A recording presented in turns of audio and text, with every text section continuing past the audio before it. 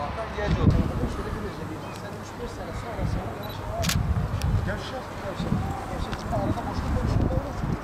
Bu 12 kilo olan 3 sene kadar tanımlar. Yani tek şeyde uçmamış. Şu an hep balastlar. En çok balastlar. Tanımlar. Balastlar.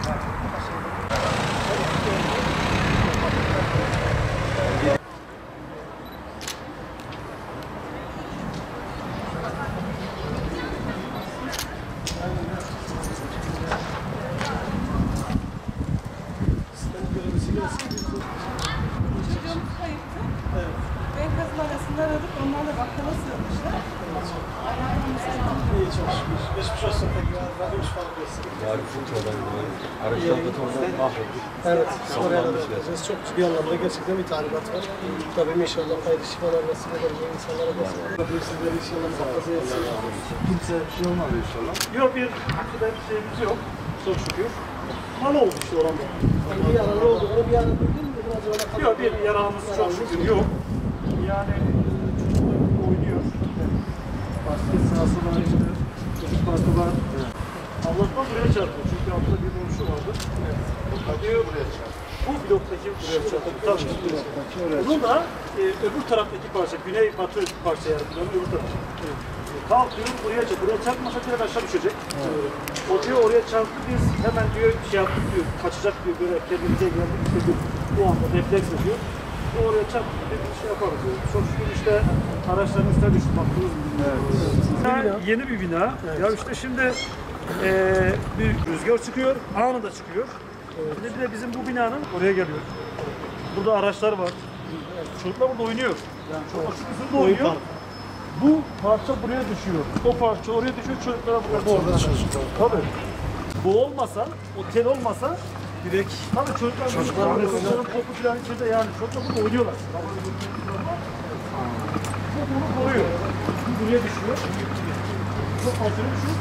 Bir kişi yaralanmaması bir yani Allah'ın mucize mi diyelim artık bir verilmiş bir sadaka mazlum var. Öyle bir durum var.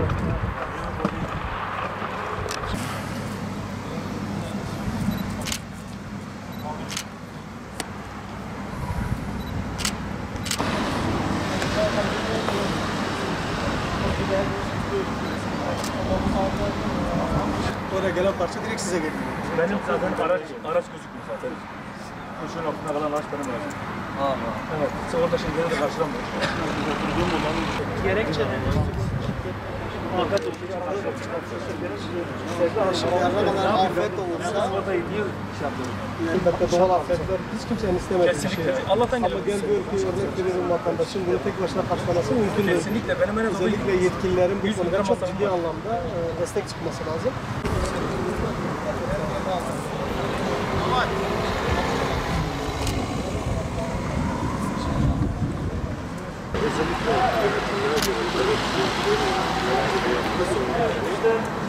Bu da vatandaş. Olan, sanayisi olan, göz önünde olan bir şeyiz. İşte yani gündeme geldi, bir patlama olayları meydana geldi, şehrimiz olumsuz etkilendi, turizm anlamında, ekonomik anlamda etkilendi. Şimdi bu türde böyle ufak tefek olayların da böyle olması ve Türkiye gündemine de yansıması yani hem bizleri mutsuz ediyor hem şehrimizi mutsuz ediyor. Yani bu durum da var. En azından belediyelerimizin, yetkililerimizin, biz vatandaşlar inşaat alırken özellikle bu Karataş civarı diğer bölgelerde çünkü yıllık 100 bin civarında bir nüfus alıyormuşuz. Dehşet bir nüfus. Şimdi bu vatandaşların da bu manada mağdur edilmemesi lazım. Kurumlarımızın daha dikkatli çalışması, daha özenli çalışması, vatandaş olarak bizlerin haklarını savunmalarını istiyoruz.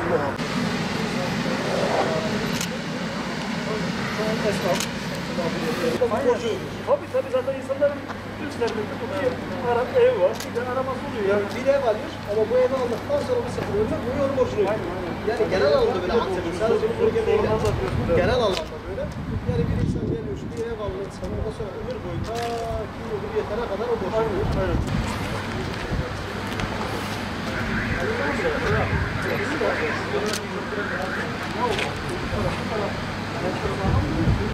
ödüyor. Hafiften rüzgar başlıyor. Ağaçların sallantısından belli. Çocuklar içeride. Zaten büyük bir kısmı benimkine denk geldi. Diğerlerinin ufak çizikleri vardı. Yani oraya ufak tefek vurmuş, o çok şey değil ama en çok sizin... Aynen benim aracım direkt üzerine geldi. Yani bu da ama gerçekten... Korumuş, Allah esirgemiş. Allah esirgemiş. Burada 15 tane çocuk vardı hocam. Çocukların can kaybına... Hocam aracı bu hale getiren Allah çocukları neler yapar?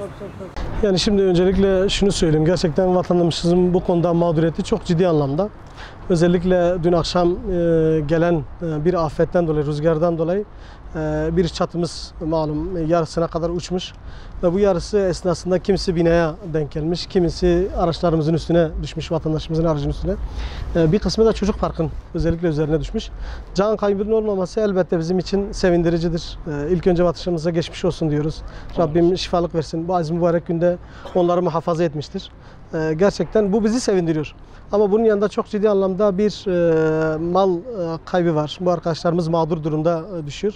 Her ne kadar afet bir durum olsa bile yani şunu unutmamak lazım. Sadece afet durumlarda vatandaşın mağduriyeti tek yetmiyor. Bu konuda özellikle yetkililerin vatandaşlarımıza sahip çıkması, bu konuda varsa mağduriyetlerini ciddi anlamda gidermesi lazım. Elbette muhakkak her dairenin, her arabanın kendine göre bazı sigorta şirketleri var. Ama vatandaşlarımızdan sorduğumuz kadarıyla sigorta şirketlerinin özellikle bir afet durumdur. Biz bu sigorta şirketi bunu karşılamıyoruz anlamda söylüyor. Biz de diyoruz ki evet olabilir, doğrudur, afet durumudur ama şunu da unutmamak lazım ki bu afet durumun yetkililerin buna el atması lazım. Vatandaşımızın mağduriyetinin giderilmesi lazım inşallah. Bunun yanında özellikle Çevre Şehircilik Müdürlüğümüze ve belediyemize şunu söylüyoruz. Yani şıngıl yapılan çatılarda şöyle bir özellik var. Metrekare başına düşen 12-13 kiloluk bir ağırlık bu çatıya yer geldiğinde yüksek rüzgarlarda bunu korumuyor. Ama bu daha çok kiremit olsaydı, 50 kiloluk bir ağırlık olsaydı metrekare birim başına ama vatandaşımızın mağduriyetinin de giderilmesi lazım.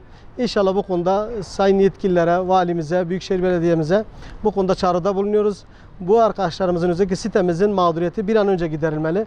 Şunu da eklemek istiyorum, özellikle çatının yarısı uçmuş, yarısı duruyor. O hala tehlike arz ediyor. Bu tehlikenin de bir an giderilmesi lazım. Yoksa yeni bir afete kapı aralamış oluruz. Bu konuda yetkililerin de bir an önce el atması lazım.